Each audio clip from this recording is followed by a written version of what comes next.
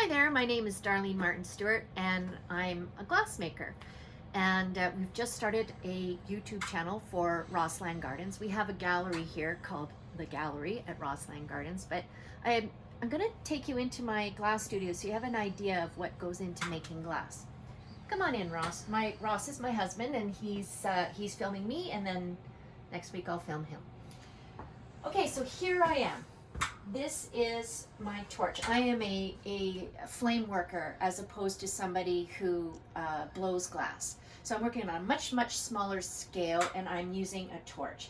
So you want to come in here and take a good look at the torch, Ross.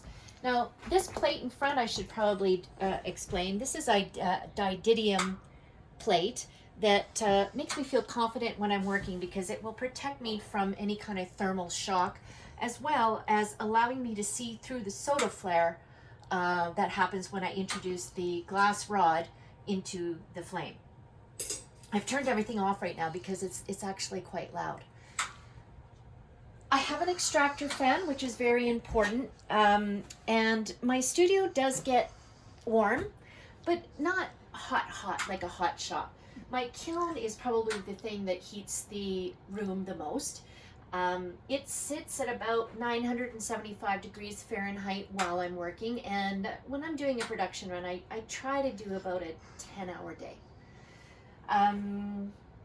So the purpose of the kiln is not to do anything to the glass other than to just garage it and bathe it in a relatively even heat while I'm working, and then at the end of the day I run an annealing schedule, which is digitally controlled while I'm sleeping.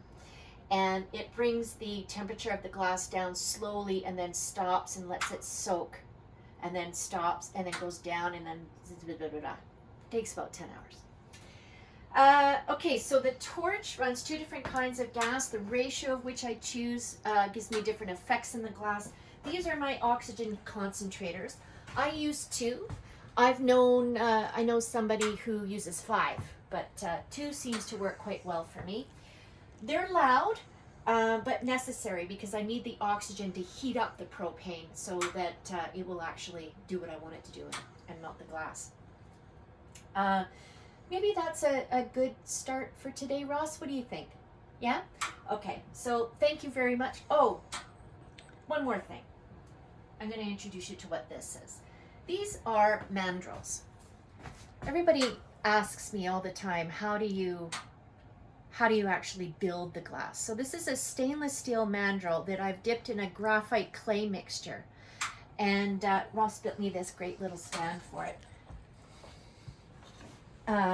And so I take the rod out, I introduce it to the, you know what, I'll show you another day. How's that? I'll actually turn everything on, but you won't hear me as well because it gets quite loud in here. So I'm going to turn everything back on and get back to work. If you like the idea of learning how I make glass, by all means hit the subscribe button at the bottom.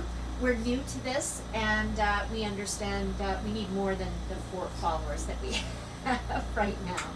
So thank you very much, and we'll see you again.